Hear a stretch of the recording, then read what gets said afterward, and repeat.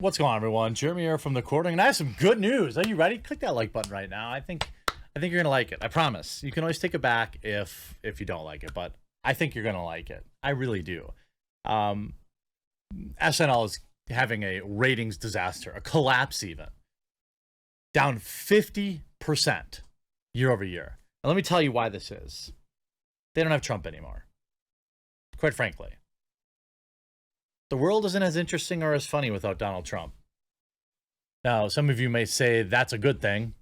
Maybe you feel safer at night. Maybe that's the case.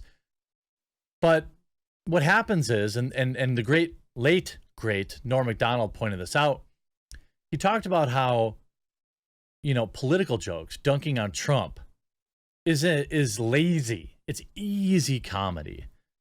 Anyone could do it. And SNL brought in a bunch of people that became obsessed with Donald Trump, became obsessed with dunking on Trump. That's all they ever thought about. That's all they ever did. And, well, they decided that their audience was exclusively left-wing or apolitical people. And they were fine with that. But without that boogeyman, Saturday Night Live hasn't really had a lot to talk about. They haven't really had any kind of noteworthy hosts since Elon Musk, and I would argue that Elon's sketches weren't even that great. I love Elon, but I was kind of like, Elon as Waluigi was pretty funny. But, this new report, Saturday Night Live premiere ratings down 50% compared to last year.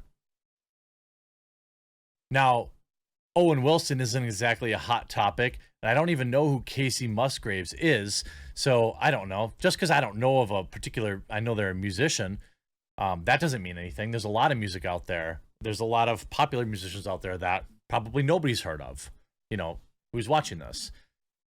There are bands that I really like that a lot of people probably haven't heard of. Season 47 premiere of October 2nd pulled in just 4.9 million total viewers in comparison to the 46 premiere, which netted over 8.2 million. Election year bump? Over. That's exactly what this is. They had Biden, they had Trump, they peaked, October 2020 was after the election, so everyone wanted to tune in and revel in their joy of having the most popular president in the world. And so they tuned in to have their confirmation bias. Hey, and make no mistake about it, people on the right do the same thing. There's a reason this late night show host on our late night show, I think it's on Fox, called Gutfield or whatever. It has very high ratings, higher than Colbert, I think. And he's a conservative, so everyone does it. Okay, it's a natural human thing. When the audience demographic was broken down, SNL ratings were down 47% with the people ages 25 to 54, and down 50% with people 18 to 49, compared to the comedy sketch show's 2020 premiere. In 2020, it clocked in, I don't really care about the specifics. SNL launched a new season with fan favorite comedic actor Owen Wilson as the host and Grammy-winning country music star. Oh, it's country star. Okay, so that's why I didn't know. I tend not to care for pop country music. Old stuff, give me some Hank Williams Sr., some old stuff, Americana. I'll get down with that.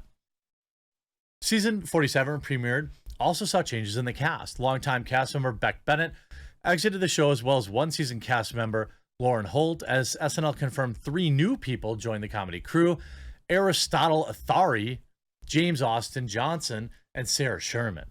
The Emmy Award-winning series is also hoping upcoming host/music choices will draw in viewers. Halsey is a musical guest on October 9th when Kim Kardashian West makes her attempt at host. That's going to be a disaster.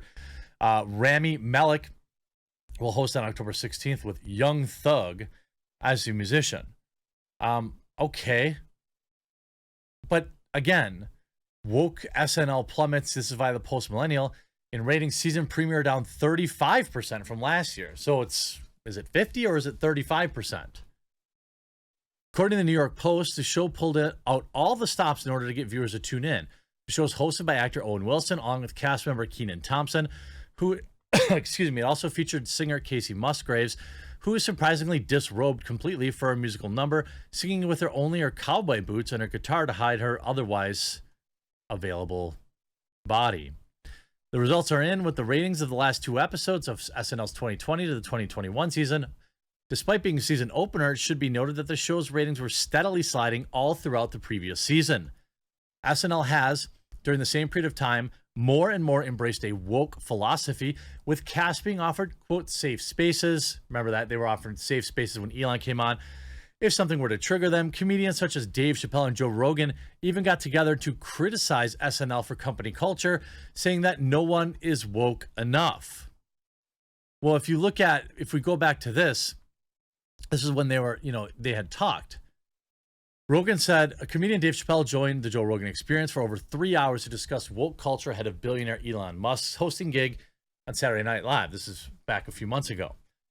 Rogan said, no one is woke enough in describing the backlash to Musk hosting the show. They can't appreciate the fact that you're dealing with literally one of the most brilliant men that's ever lived that's going to come do your show. I mean, Elon Musk doesn't need to go on Saturday Night Live. He never did. Chappelle agreed and said he could understand why Musk was such a controversial pick.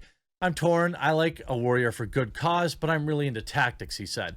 You're not going to nag people into behaving in a way that's, in fact, if you continue with this tone, even if you're right, you'll be very hard to hear. He's talking about, hey, excuse me, even if the message is right, even the message is good, if you're berating people, if you're othering people, if you're putting yourself on a pedestal and lording it over them, like some of these people are doing with the poke. Look, I know tons of my viewers have gotten it, and guess what? I don't see them doing.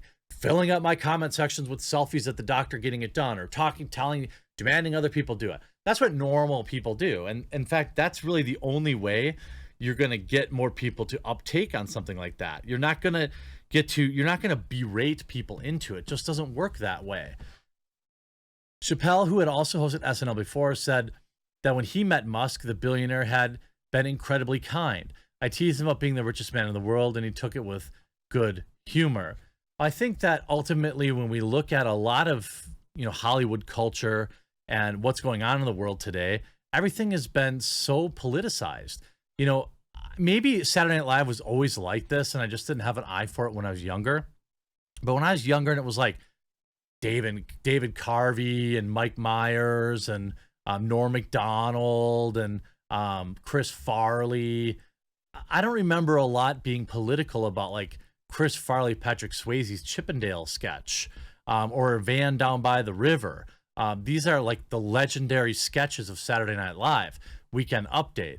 Is there any sketch in the past 5 years from Saturday Night Live that you would say is legendary, that people are going to look back and remember forever? I don't think so. There's a ton of sketches from when I was growing up that I maybe only ever saw once on Saturday Night Live, but it was so hilarious that I'll never forget it. Even Mad TV had some. I think they had the Spishak Excuses 3000. And then they had one ladies edition where like you call into work and you press a button and it's like, I have boop ladies polio. And then, yeah, anyway, there's of course, the kid on Mad TV 2. Why don't we eat fudgicles? Because they look like, whatever. Anyway, maybe you're not old as old as dirt, as old lump of coal as I am. But, I remember a lot of sketches. I remember in living color, Fire Marshal Bill.